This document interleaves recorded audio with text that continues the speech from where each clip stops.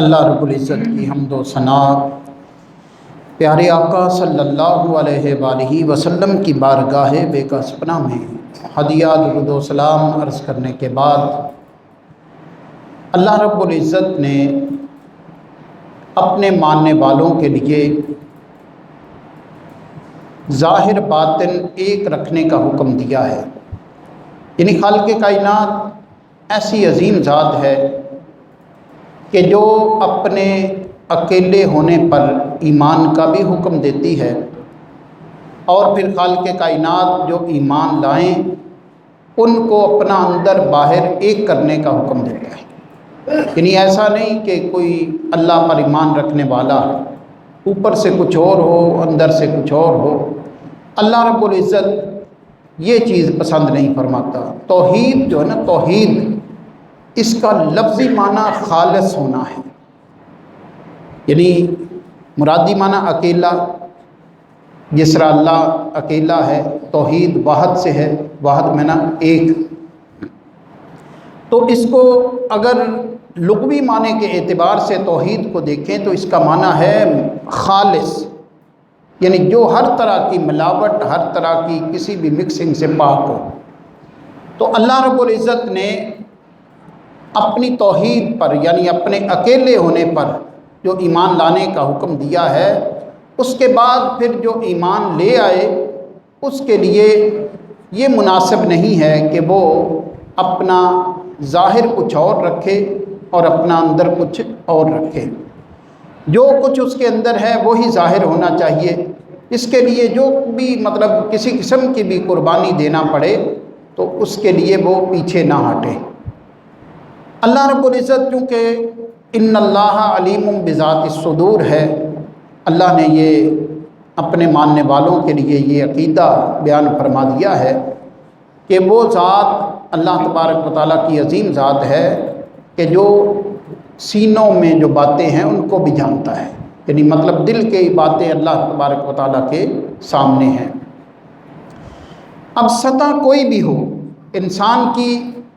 کوئی بھی درجہ ہو زندگی کا، اس کی زندگی خواہ ایک اولاد کی حیثیت سے ہو، مطلب وہ گھر میں والدین کے ساتھ رہتا ہے، بچہ ہے، جب سمجھدار ہو گیا تو اب اس کے اوپر دین لاگو ہے، اس کو اپنا اس نوجوان کو، اس بچے کو اپنا ظاہر باطن ایک کرنا ہوگا۔ مثلا وہ اگر ماں باپ کو جو بات کہتا ہے وہ بات کہے جو حقیقت پر مبنی ہے، یعنی ماں باپ کو کچھ اور کہے یا اپنے کسی اور کو کچھ اور کہے تو حقیقت کے ساتھ وہ میچ نہ کرتی ہو بات، تو یہ اللہ اس بات کو پسند نہیں فرماتا۔ اسی طرح کوئی طالب علم ہے تو طالب علم بھی اپنی سطح پر اس کے لیے بھی ظاہر باطن ایک کرنے کا حکم ہے۔ امام ہے، مقتدی ہے، گھر کا سربراہ ہے، کوئی کسی بھی درجے میں ہے، جب وہ مومن ہے تو پھر اس کو اندر کچھ اور باہر کچھ اور ہونے کی یہ بات نہیں ہونی چاہیے۔ جو اس کے ذہن میں ہے، دماغ میں ہے، وہی ظاہر۔ کیونکہ تین قسم کے لوگ ہیں، اگر قرآن کریم کا مطالعہ کریں تو تین قسم کے لوگ ہیں۔ ایک لوگ تو وہ ہیں جو اللہ کو مانتے ہی نہیں ہیں، وہ ان کا تو اللہ نے فیصلہ کر دیا کہ وہ کافر ہیں، اور سزا بھی اللہ نے بیان فرما دی، جس طرح سورہ بقرہ میں اللہ نے فرمایا والذین کفروا وکذبوا بآیاتنا اولئک اصحاب النار ھم فیھا خالدون۔ وہ لوگ جنہوں نے کفر کیا، ہماری آیتوں کو جھٹلایا، وہ جہنمی لوگ ہیں اور جہنم میں وہ ہمیشہ در ہمیشہ رہیں گے۔ اور دوسری قسم کے وہ لوگ ہیں کہ جو اللہ پر ایمان رکھنے والے ہیں، ان کے بارے میں اور ان کا جو انجام ہے وہ بھی اللہ نے بیان فرما دیا پہلے پارے میں ہی سورہ بقرہ میں۔ اللہ فرماتا ہے والذین آمنوا وعملوا الصالحات اولئک اصحاب الجنہ ھم فیھا خالدون۔ وہ لوگ جو ایمان لے آئے اور نیک اعمال کرنے لگے، یہ لوگ جنتی ہیں اور جنت میں ہمیشہ در ہمیشہ رہیں گے۔ کچھ لوگ ایسے ہیں جن کے بارے میں بات کر رہا ہوں کہ وہ اندر کچھ اور باہر کچھ اور، جس کو آپ شرعی اصطلاح کے اندر منافق کہتے ہیں۔ منافق کی تعریف بھی اللہ تبارک و تعالیٰ نے، آپ اگر دیکھیں سورہ بقرہ کے دوسرے رکوع کے اندر اس کی پہچان اللہ نے بیان فرما دی، وَإِذَا لَقُوا الَّذِينَ آمَنُوا قَالُوا آمَنَّا وَإِذَا خَلَوْا إِلَىٰ شَيَاطِينِهِمْ، جب وہ ایمان والوں سے ملتے ہیں تو اس وقت کہتے ہیں کہ ہم مومن ہیں، کیونکہ یہ منافقت کا جو دور تھا یہ شروع ہوا تھا مدینہ طیبہ کے اندر۔ مدینہ طیبہ کے اندر جا کر یہ منافقت کا دور شروع ہوا، چونکہ مکہ میں تو ظاہر کافر پاور میں تھے، تو جس نے ہونا ہوتا تھا وہ کافروں کے ساتھ کھلم کھلا ہو جاتا تھا، کوئی اس کو ڈر خوف نہیں ہوتا تھا۔ مدینہ طیبہ کے اندر جا کر اللہ نے مسلمانوں کو بھی پاور دی۔ اب دو طاقتیں تھیں، ایک طرف کافر بھی طاقت، دوسری طرف اللہ نے مسلمانوں کو بھی طاقت دے دی۔ تو جو درمیانی لوگ تھے، جو مسلمانوں کو دلن پسند نہیں کرتے تھے، ان کے لیے کوئی راستہ نہیں تھا۔ اگر وہ کھلم کھلا اسلام کی بھی مخالفت کرتے تو ان کے ساتھ معاملہ خراب ہوتا، پھر ان کے ساتھ بھی سزا کا معاملہ ہوتا۔ وہ جناب اس طرح تو نہیں کر رہے تھے، کھلم کھلا تو اسلام کی مخالفت نہیں کر رہے تھے، لیکن اندر کھاتے اسلام کے مخالف ہی تھے۔ تو ان کو قرآن نے بیان کیا کہ وہ درمیان میں ہیں، نہ ادھر کے ہیں نہ وہ ادھر کے ہیں، نہ وہ کافروں کی طرف، کافر ہو جو کھلا ہونا ہے تو نہیں تو مسلمان رہو پھر۔ تو بہرحال اللہ فرماتا ہے کہ جب وہ کافروں کے ساتھ جا کر ملتے ہیں، انہیں کہتے ہیں کہ ہم ان کا تو مذاق اڑا رہے ہیں، مسلمانوں کا تو مذاق اڑا رہے ہیں، انا معکم، ہم تمہارے ساتھ ہیں۔ کہتے ہیں ہم تمہارے ساتھ ہیں، مسلمانوں کی اگر صف میں جاتے بھی ہیں تو پھر ہم ان کا مذاق وغیرہ ہی اڑانے جاتے ہیں، تو یہ حقیقت میں ہم تمہارے ساتھ۔ ان کی سزا جو اللہ نے بیان فرمائی ہے قرآن میں، ان المنافقین فی الدرک الاسفل من النار، اللہ سورہ توبہ میں فرماتا ہے کہ بے شک جو منافقین ہیں جہنم کے سب سے نچلے درجے میں ہوں، جہاں سے کافروں کا بھی خون پگھل کر نیچے گرے گا، اس مقام پر یہ ہوں گے، جہنم کے سب سے نچلے درجے کے اندر یہ منافقین ہوں گے۔ تو لہذا بات کرنے کا مقصد یہ کہ آدمی جو اللہ اس کے رسول کو دل سے مانے، دل سے تسلیم کرے، اللہ تبارک و تعالیٰ اس کو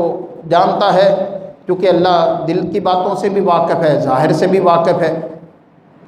تو سورہ ممتحنہ کی آیت مبارکہ میں نے جو 28ویں پارے کی تلاوت کی ہے، ایک تو یہ ذہن میں رکھیں کہ 28واں پارہ جو مکمل ہے نا، اس کے اندر جو آپ دیکھیں نا کہ اس کا ایک جس کو کہتے ہوتے ہیں نا مرکزی خیال کسی بھی چیز کا، تو اس 28ویں پارے کے اندر ایمان والوں کو مخاطب کیا جا رہا ہے، ایمان والوں سے اللہ باتیں کر رہا ہے، اور ایمان والوں کو سمجھنے سمجھانے کا معاملہ ہے۔ بڑی شاندار موضوعات پر اللہ نے گفتگو، شروع میں ہی اللہ تبارک و تعالیٰ نے زہار کا مسئلہ حل فرمایا، اس کے بعد پھر اللہ تعالیٰ نے مومنین کو بیٹھنے کا، آپس میں گفتگو کرنے کا یہ طریقہ سریقہ سکھایا سورہ مجادلہ کے اندر ہی۔ پھر سورہ حشر کے اندر اللہ نے بڑی جو مطلب شاندار طریقے سے فرمایا کہ جو اللہ کے رسول تمہیں دیں ایمان والوں وہ لے لو، جس سے روک کے رک جاؤ، تمہیں تو زیادہ لمبی چوڑی سوچ بچار کرنے کی ضرورت ہی نہیں ہے۔ وَمَا آتَاكُمُ الرَّسُولُ فَخُذُوهُ وَمَا نَهَاكُمْ عَنْهُ فَانْتَهُوا۔ دو باتیں اللہ نے بیان کر دی کہ تم اتنی سمجھ بوجھ نہیں رکھتے تو میرے محبوب کی طرف ہی دیکھتے رہا کرو، میرے محبوب تمہیں جس بات سے روک کے رک جاؤ، جس کرنے کا حکم دے کر لو۔ تو جو تمہیں حکم اللہ کے رسول دیں گے سمجھے کہ وہ اللہ کا حکم ہے، کیونکہ نبی پاک صلی اللہ علیہ وسلم اللہ کی مرضی کے بغیر کوئی حکم نہیں دیتے، بلکہ بولتے ہی نہیں اللہ کی مرضی کے بغیر۔ تو بہرحال اس کا مرکزی جو مضمون یا خیال آپ کہہ لیں وہ یہی ہے کہ ایمان والوں سے اللہ 28ویں پارے میں اکثر مقامات پر باتیں کرتا ہے۔ تو سورہ ممتحنہ جو ہے اس کا بھی مطلب جو پہلی آیت ہے اس کے اندر بھی اللہ نے ایمان والوں سے بات کی ہے، اور ایمان والوں سے اللہ تبارک و تعالیٰ نے جو بات کی ہے وہ خالق کائنات نے اس طریقے سے بات کی ہے کہ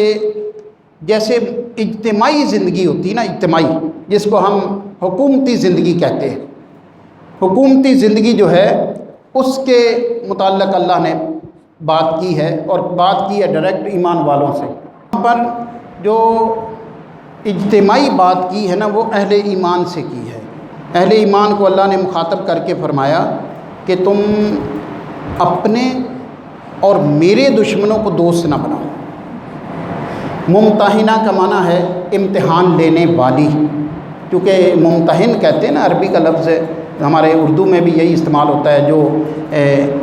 جس کو انگلش میں شاید ایگزامینر کہتے ہیں، تو وہ جو امتحان لینے والا ہوتا ہے اس کو ممتحن، اور امتحان لینے والی اگر خاتون ہے تو اسے ممتحنہ۔ چونکہ یہ سورہ مبارکہ جو ہے اس کے اندر چونکہ اہل ایمان خواتین بھی آئی تھیں ہجرت کر کے مکہ سے، ان کا پہلے آزمائش کی گئی، امتحان لیا گیا، اس وجہ سے اس کو سورہ ممتحنہ۔ تو اس کے اندر اللہ تبارک و تعالیٰ نے فرمایا کہ یا ایھا الذین آمنوا لا تتخذوا عدوی و عدوکم اولیاء، اے ایمان والو تم میرے اور اپنے دشمنوں کو، اللہ کتنا پیار کرتا ہے ایمان والوں سے، اللہ نے جو ایمان والوں کے دشمن انہیں فرمایا میرے بھی دشمن ہیں، جو تم یعنی یہ جیسے بندہ کہتا ہے نا کہ ہمارے دشمن مشترکہ ہی ہے، تو یہ بڑے پیار کی بات ہوتی ہے کسی کو بڑا اللہ کی ذات اگر اپنے ساتھ شامل کرے کہ بھئی ایمان والو تمہارے اور میرے جو دشمن ہیں تم انہیں دوست نہ بناؤ، تم تو ان کی طرف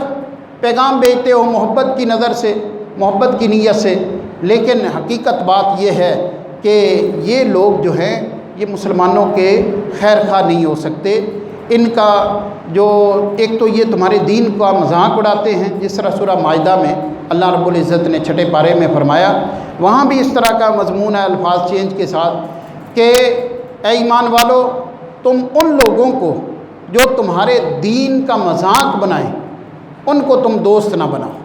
اور اس کی مثال اللہ نے دی کہ وہ کس طرح مذاق اڑاتے ہیں۔ وَإِذَا نَادَيْتُمْ إِلَى الصَّلَاةِ، جب پکارا جاتا ہے نماز کے لیے یعنی اذان دی جاتی ہے، اتخذوها لعبا ولہوا، تو اس وقت وہ کیا کرتے ہیں کہ وہ اس کو کھیل تماشا بناتے ہیں، یعنی آپس میں ایک دوسرے سے چے میں گوئیاں کر کے اذان کے الفاظ کا مذاق اڑاتے ہیں کہ دیکھیں یہ کس طرح کے لفظ، کس طرح انہوں نے یہ کر دیا، تو اس طرح مطلب جو ہے نا اذان کا مذاق اڑاتے۔ ایک مثال اللہ نے دی، اس کے علاوہ اور بھی مذاق اڑاتے تھے، اللہ کی ذات کے بارے میں باتیں کرتے، جبرائیل علیہ السلام کے بارے میں باتیں کرتے، آقا صلی اللہ علیہ وسلم کی ذات مبارکہ کے بارے میں باتیں کرتے۔ تو لہذا خالق کائنات نے فرمایا کہ ایسے لوگ جو ہیں، ایسے لوگ جو تمہارے دین کا مذاق اڑاتے ہیں ان لوگوں کو تم دوست نہ بناؤ، ان لوگوں کے ساتھ یہ پیار کی پینگے نہ ڈالو۔ تم نے اگر مطلب دوستیاں قائم کرنی ہے تو اپنے ایمان والوں سے بناؤ، اور اللہ نے اس سورہ ممتحنہ میں پہلی آیت سے دوسری جو آیتیں ہیں اس میں واضح طور پر فرما دیا کہ یثقفوکم یکونوا لکم اعداء، اگر تم پیار ان سے کرتے بھی ہو، محبت کسی وجہ سے کرتے بھی ہو، تو پھر یہ بات یاد رکھو اگر ان کو تمہارے اوپر کوئی گرفت ہو گئی، یعنی ان کافروں کو تمہارے اوپر کوئی پکڑ کا معاملہ ہو گیا، تم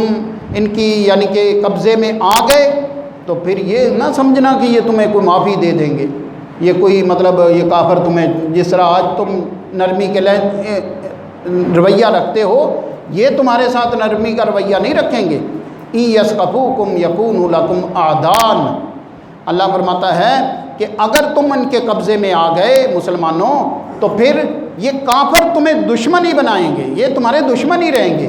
وَيَبْسُطُوا إِلَيْكُمْ أَيْدِيَهُمْ، اور یہ تمہاری پھر تمہاری طرف ہاتھ بھی بڑھائیں گے۔ ہاتھ بڑھانے کا مطلب یہ کہ تمہیں ایسے نہیں کہ جناب تم اپنی بستیوں میں پھر سکون سے رہو گے، ایسا نہیں ہوگا، یہ اس وقت پھر تمہاری پکڑ دکڑ کریں گے، تمہیں سزائیں دیں گے، اور اس طرح کر کے پھر تمہیں جو ہے یہ چاہتے ہیں کہ تم کافر ہو جاؤ۔ وَأَلْسِنَتَهُمْ بِالسُّوءِ، اور تمہاری طرف جو ہے یہ زبانیں بھی چلائیں گے۔ زبانیں کس طرح؟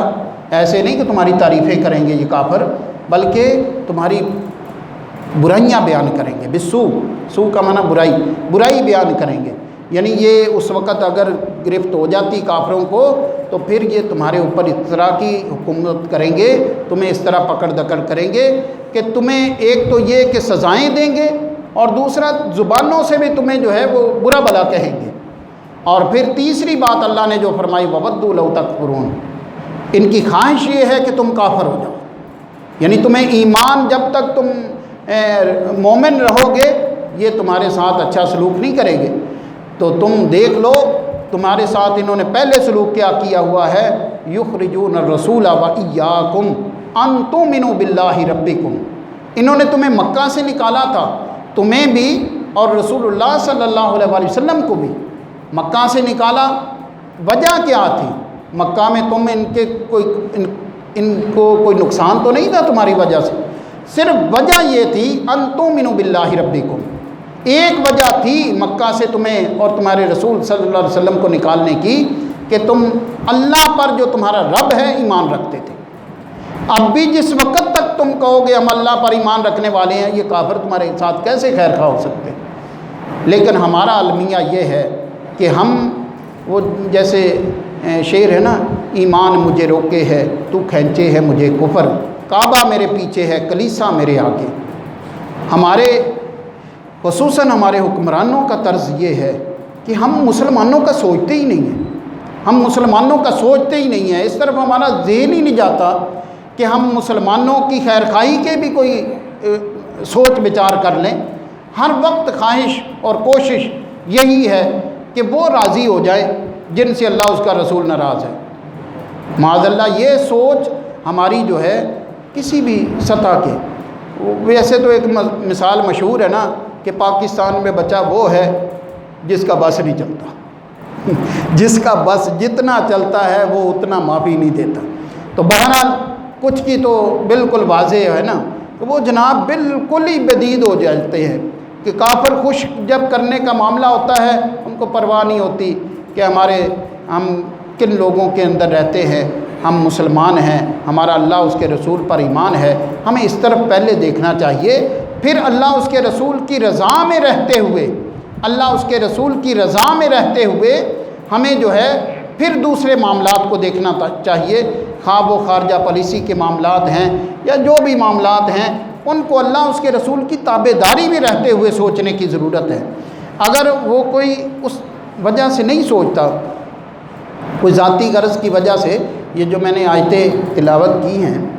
2 آیتیں پڑھی ہیں سورہ ممتحنہ کی پہلی، تو ان کے اندر یہ جو شان نزول ہے نا اس کا،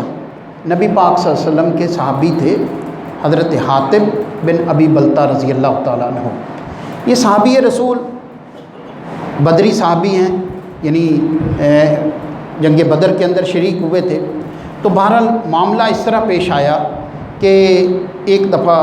یہ جو نبی پاک صلی اللہ علیہ وسلم کے خاندان کی ایک خادمہ تھی، وہ تنگ دست ہوئی مکہ کے اندر تنگ دستی کی وجہ سے مدینہ چلی گئی تاکہ نبی پاک صلی اللہ علیہ وسلم کے پاس جائے، وہاں سے کوئی خدمت ہو جائے گی، چلو کوئی گزر بسر کا معاملہ آسان ہو جائے گا۔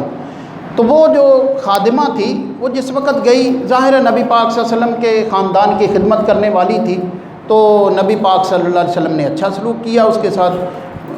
وہاں کے جو قریش کے آپ کے خاندان کے لوگ تھے انہوں نے جناب کپڑے وغیرہ بھی دیے، پیسے بھی دیے، تو یہ اس طرح اس عورت کی خدمت کی۔ تو بہرحال اس سے پوچھا گیا جب کہ بھائی آپ ہجرت کر کے آئی ہو، اس نے کہا نہیں میں ہجرت کر کے نہیں آئی، کیونکہ پھر پوچھا گیا ایمان لے کے آئی ہو، اس نے کہا جی میں ایمان بھی نہیں لائی۔ آپ اندازہ کریں کہ واضح طور پر اس نے سامنے کہا، اور نبی پاک صلی اللہ علیہ وسلم نے اس کو یہ نہیں کہ اس کو اس وقت سزا نہیں دی بلکہ اس کے ساتھ اچھا ہی سلوک کیا، ٹھیک ہے ایمان نہیں لائی تیرا اپنا معاملہ ہے، تو اگر مطلب ہجرت کر کے نہیں آئی تیرا اپنا معاملہ ہے، بہرحال تو ہمارے خاندان کی خدمت گار ہے، تو اس کی خدمت کی گئی، اس کے ساتھ تعاون کیا گیا۔ تو چونکہ صورتحال اس طرح کی تھی، امام بخاری رحمۃ اللہ علیہ نے اس روایت کو نقل کیا ہے، یہ جو شان نزول اس کا میں آپ کے سامنے رکھ رہا ہوں آیت مبارکہ کا، کہ اس وقت حاطب بن ابی بلتہ رضی اللہ تعالی عنہ صحابی رسول، ان کے پاس چونکہ ان کا جو بیوی بچے تھے وہ بھی مکہ میں ہی تھے، تو ظاہر ہے باقی کئی مہاجرین کے رشتہ دار بھی مکہ میں تھے، ان کے رشتہ دار کوئی نہیں تھا، تو ان کے ذہن میں ایک بات آئی کہ میں ان کافروں کے ساتھ کوئی احسان کروں تو ممکن ہے وہ میرے بیوی بچوں کا خیال رکھیں گے، تو ان کو پریشان نہیں کریں گے۔ تو ادھر نبی پاک صلی اللہ علیہ وآلہ وسلم مدینہ طیبہ کے اندر ایک غیر اعلانیہ طور پر جو ہے وہ یہ کر رہے تھے، ایک پروگرام بنا رہے تھے کہ مکہ پر اس طریقے سے حملہ کیا جائے، کیونکہ حملہ کرنے کی وجہ یہ تھی کہ اہل مکہ وہاں ہجرت کرنے کے بعد بھی پریشان کر رہے تھے۔ تو اللہ اس کے رسول کی مرضی کے مطابق ایک پلان تھا کہ حملہ کیا جائے، اور حملہ بھی ایک اس طریقے سے کیا جائے کہ جس سے زیادہ خون ریزی نہ ہو، کیونکہ وہاں اللہ کا گھر ہے۔ تو اس وجہ سے ایسے طریقے سے آپ دیکھیں فتح مکہ پر بھی یہ کامیابی ہو گئی تھی کہ اتنی خون ریزی کوئی ایسا معاملہ نہیں ہوا مکہ کے اندر، لیکن مسلمانوں کے قبضے میں مکہ آ گیا 8 ہجری کے اندر۔ تو بہرحال جس وقت یہ پروگرام تھا تو حاتب بن ابی بلتہ رضی اللہ تعالیٰ عنہ نے اس عورت کے ہاتھ ایک لیٹر دیا، جا کے مکہ والوں کو دے دینا۔ اور وجہ یہ تھی، جب بعد میں نبی پاک صلی اللہ علیہ وسلم نے پوچھا نا کہ کیوں آپ نے کیا، تو اس وقت وہ کہنے لگے جی میں اللہ اس کے رسول سے کوئی کسی قسم کی کوئی بغاوت کا میرا کوئی ارادہ نہیں ہے، بس صرف یہ تھا کہ بیوی بچوں کی محبت غالب آ گئی، میں نے سوچا کہ یہ میں مکہ والوں کے ساتھ کوئی یہ بھلا کروں گا، ان کو اطلاع دوں گا تو وہ میرے بچوں کا خیال رکھیں گے، بس یہ مجھ سے غلطی ہوئی ہے۔ تو نبی پاک صلی اللہ علیہ وسلم نے معافی دے دی تھی حضرت حاتب بن ابی بلتہ رضی اللہ تعالیٰ عنہ کو۔ تو اس وقت جس وقت یہ معاملہ پیش آیا تو وہ عورت جو مکہ آئی، مدینہ طیبہ آئی تھی، اس کے ہاتھ وہ 10 دینار بھی دیے حاتب رضی اللہ تعالیٰ عنہ نے، ایک چادر بھی دی، اور اس کو ایک لیٹر بھی وہ دے دیا کہ جا کے مکہ والوں کو دے دینا۔ تو وہ واپس جا رہی تھی، ادھر جبرائیل علیہ السلام نبی پاک صلی اللہ علیہ وسلم کی بارگاہ میں آئے اور ساری حقیقت کھول دی کہ اس عورت کے پاس لیٹر ہے۔ تو نبی پاک صلی اللہ علیہ وسلم نے حضرت زبیر رضی اللہ تعالیٰ عنہ کو، حضرت سیدنا علی المرتضیٰ رضی اللہ تعالیٰ عنہ کو، حضرت مقداد رضی اللہ تعالیٰ عنہ کو، یہ چند صحابہ کو آپ نے بھیجا کہ اس عورت سے وہ لیٹر لے کے آؤ،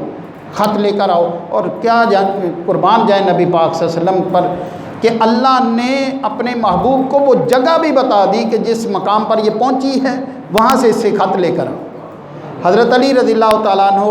حضرت زبیر رضی اللہ تعالیٰ عنہ، حضرت مقداد رضی اللہ تعالیٰ عنہ کو ساتھ لے کر جب وہاں اس مقام پر پہنچے تو وہیں اس عورت کو پایا۔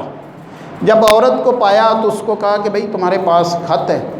اس نے تو وہ یہاں یہ گت کے اندر رکھا ہوا تھا، کہنے لگی میرے پاس نہیں ہے۔ تو پہلے جس وقت انکار کیا تو کافی پوچھا، نہیں مانی۔ حضرت علی رضی اللہ تعالیٰ عنہ نے فرمایا کہ اگر تو نہیں دیتی خط تیری گردن اڑا دیتا ہوں۔ جب اس نے سوچا کہ یار اب تو معاملہ یہ اس طرح کا ہے کہ مجھے دینا ہی پڑے گا، تو اس نے وہ لیٹر نکال کے حضرت علی رضی اللہ تعالیٰ عنہ کو دے دیا۔ تو بہرحال یہ ایک واقعہ تھا ان آیات کے شان نزول میں۔ تو بہرحال مقصد یہ ہے کہ ہمیں ہر سطح پر اللہ اس کے رسول کا ہی وفادار رہنا چاہیے، خواہ ہماری کوئی گھریلو زندگی ہے، طالب علمی کی زندگی ہے، ہماری امام مقتدی کی حیثیت سے زندگی ہے، محلے داروں کی حیثیت سے زندگی ہے، کسی بھی حیثیت سے ہماری زندگی گزر رہی ہے، خواہ حکمرانوں کی حیثیت سے ہم زندگی گزار رہے ہیں، ہم ہر سطح پر اندر سے بھی باہر سے بھی اللہ اس کے رسول کے وفادار رہیں۔ تو یہی اللہ تبارک و تعالی ہم سے چاہتا ہے۔ اللہ رب العزت کی بارگاہ میں دعا ہے کہ اللہ تعالی ہمیں نبی پاک صلی اللہ علیہ وسلم کے لائے ہوئے سچے دین پر عملداری و استقامت کی